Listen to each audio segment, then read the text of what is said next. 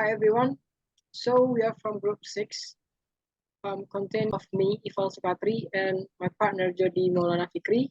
We present about our material in group 6 is about productions of goods and services, and also costs, scale of production, and break-even analysis. The first material to be presented by me is about productions of goods and services. Alright, the first one, I will explain for you guys about table of contents of this material. The first one is about productions and productivity. And then operations management, waste, and also lean production. And the last material is about method of production. So, we will discuss about productions and productivity. What's the difference between these two terms? Productions is the provision of product or a service to satisfy consumer wants and needs. In the production process, it needs to add value to the products. Whereas, on the other hand, productivity is how a business can measure its efficiency. There are four factors of production. Productivity, such as land, labor, capital, and enterprise.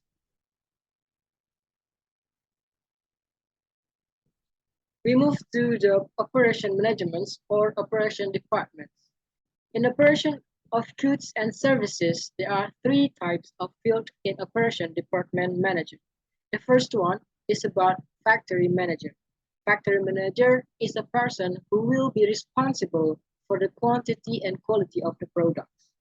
And then purchasing manager is the person who will be responsible for providing the materials, components, and equipment required for the production. And the last is about research and development manager. Research and development manager is a person who will be responsible for the design and testing of new production processes and products. So the next term that will be discussed is about waste. What is waste? Waste is a subject or factors that will be prohibit and also decrease your production in a factory or a business. There are 7 types of waste that can occur in production. The first one is about overproduction. Overproduction is a company that produces the units of outputs is over from the target. And then waiting. Waiting is simply occur or happen in restaurant when the chef or the cook helper makes some services to the customer and makes the customer need to wait a long time. And then transportation. Transportation is about how the company or the business distribute their units of outputs to the customer or the consumer. And then unnecessary inventory, also motion. Motion is about productivity of their worker in a company or a business. And then overprocessing and also defects. The next term is about lean production. What is lean production? Lean productions are techniques that are used by businesses to cut down on waste that we discussed on the previous slides and increase the efficiency.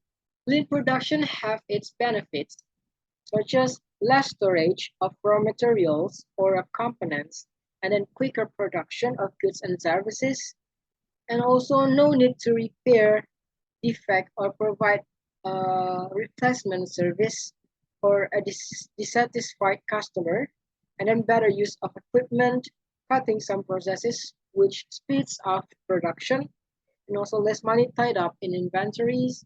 And the last is about improved health and safety, leading to less time of work due to the injury.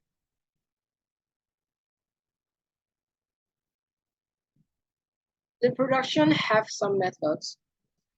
In our material, we will discuss about 3 methods of lean production. So there are some methods or techniques in lean production. The first one is about Kaizen. Kaizen is a Japanese term meaning the continuous improvement through the elimination of waste. The improvement doesn't come from investing in new technology or equipment, but through the ideas of the workers themselves.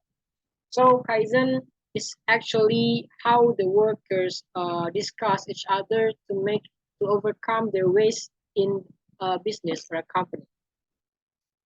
The advantages of Kaizen, the first one is about increased productivity, reduce amount of space needed for the production process, and also work in progress reduced, and improved the layout of the factory floor may allow some jobs to be combined, and also thereby freeing up employees to carry out some others' job in the factory. The second technique is just-in-time inventory control, or GIT. JIT. JIT is a production method whose focus on reducing or eliminating the need to hold inventories of raw materials or components, and on reducing work in progress and inventories of the finished product. I'll mention about some advantages of these techniques too. Is all the reduces the cost of holding inventory as no raw materials and components are ordered to keep in the warehouse just in case it is needed, and warehouse space is not needed, of course, and then helping cash flow when the finished product is sold quickly. The third of the lean production methods is cell production. Cell production is where the production line is divided into separate or self-contained unit, or we can call it cells, each making an identifiable part of the finished product instead of having a flow or mass production line.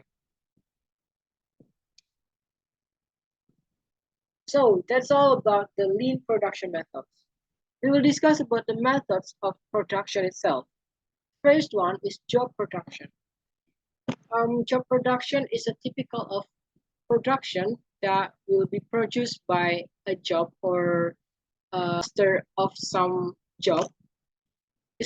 For instance, it's about artist or a singer that only produce one song in their career. Another example is about designer that only produce one design for one artist or one celebrity, and also like cake maker. Batch production.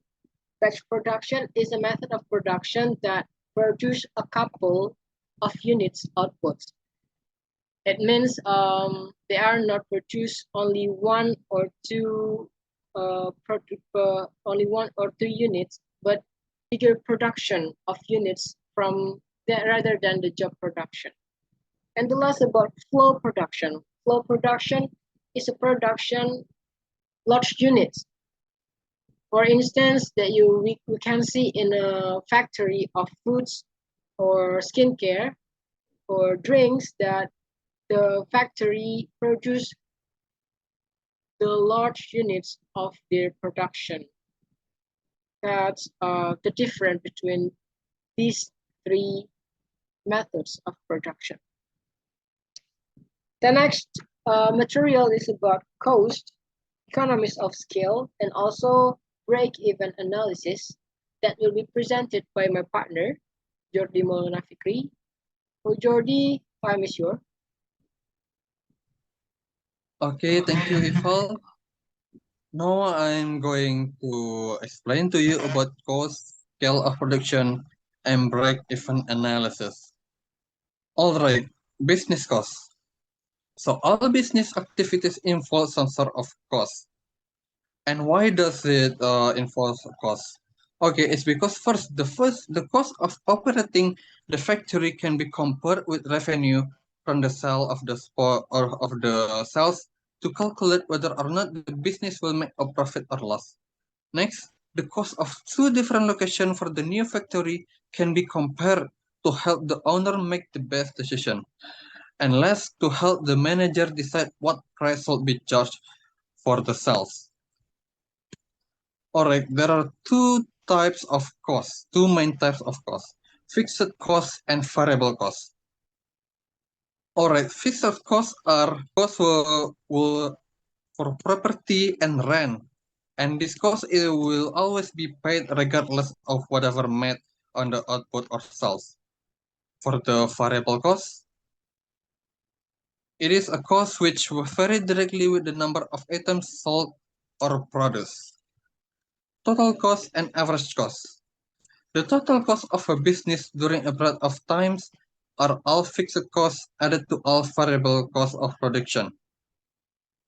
This can be compared with the sales revenue to calculate the profit or loss.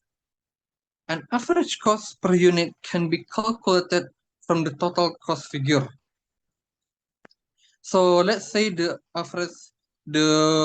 output is 3,000 pair of shoes, and the total cost of production is $150,000. So the average cost of production will be total cost of production divided by the total output. So that means 150,000 divided by 30,000. So that means you need to sell the shoes $5 per pair. Economies of scales. So even in the same industry, some business will have different average costs, and this caused by the economies of scale and this economies of scale. So for the economies of scale, there are five economies of scale. First is purchasing economies. When business buy large number of components, for example, material or spare parts, they are able to gain discount for buying in bulk. Next, marketing economies. There are several advantages for a large business when marketing its products. For example, is they may be able to afford to purchase its own vehicles to distribute goods rather than depend on other firms. Next, financial economies. So larger businesses are often able to raise capital more cheaply than smaller ones, because banks often consider that lending to a large organization is less risky than lending to a small ones. Next, managerial economies. Small business can usually afford to pay specialist managers, like marketing managers and qualified accountants, which tends to reduce their efficiency, while larger companies can afford to specialists to increase their efficiency. Technical economies. So there are a few examples of why technical economies will help to show how important they can be. So example is large manufacturing firms often use flow production methods.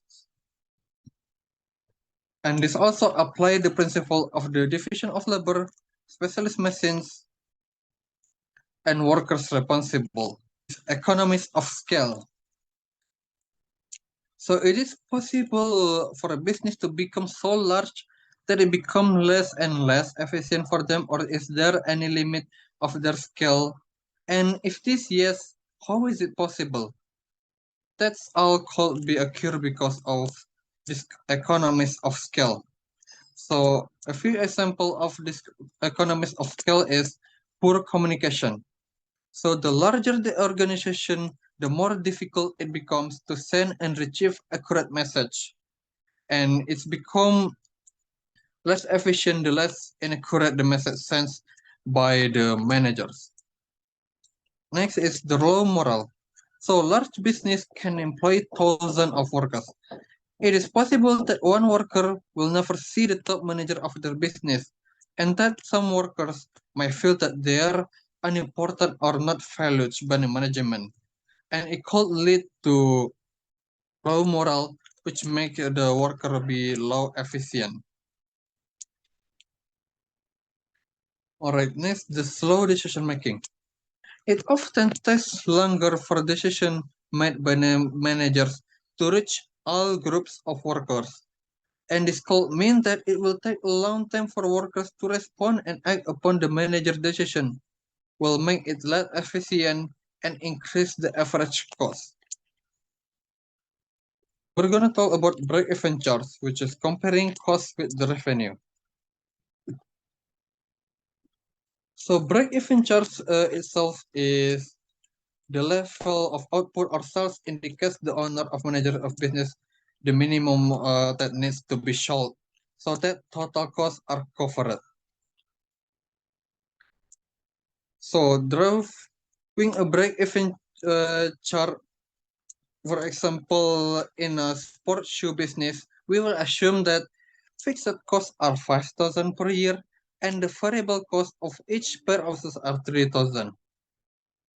And each pair of shoes, let's say, is sold for $8. And the factory can produce a maximum output of 2,000 pair of shoes. So that means the variable cost will be 2,000 times $3, which means $6,000. And the fixed costs are said before, which is 5,000. So that means the break even is $8,000.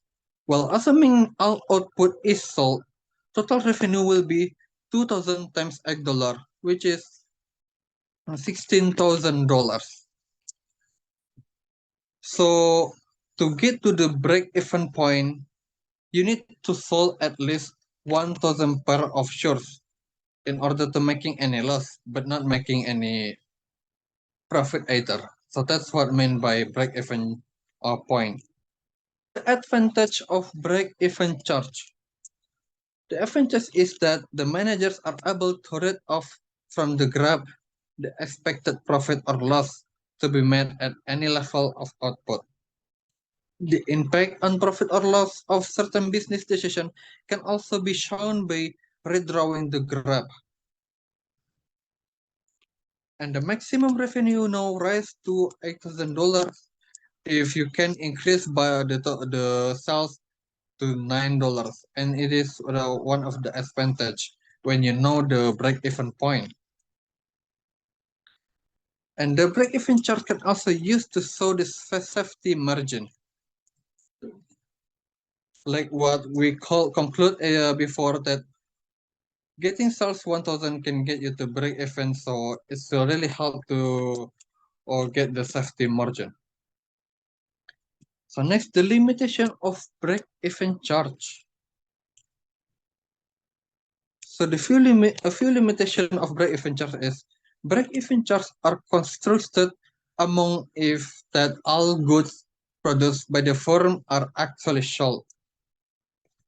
So you need to prepare when sometimes you can't sell all the production by the firm. Next, fixed costs only remain constant if the scale of production doesn't change. For example, a decision to double output is almost certainly going to increase the fixed cost. And let's say in shoe business, an increase in output above 2,000 will need a larger factory and more machinery. So it's not just fixed cost, but there are also the factory and machinery costs. Next, break-even charts concentrate on the break-even point of production, but there are many other aspects that need to count of the operation of a business, which need to be analyzed by the manager. And last, the simple chart used in this section, or let's say for the assuming that costs and revenues can be drawn with the straight lines. But if the chart are more complicated, you will have a hard time to decide everything like the loss or the profit made for the business. Alright, that's all from me. Oh, thank you for the moderator. Now let's back to moderator.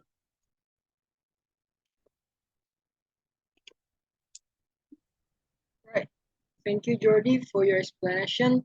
So, guys, that's all about our material. Is about productions in business and company, about cost, break-even analysis, and scale of production. So, uh, we'll move to the discussion section in the class later. So, we're looking forward for your question and critique and also suggestion. So, let's discuss and learn together in the class later. Thank you for your attention. If there are any wrong in our presentation, please forgive us.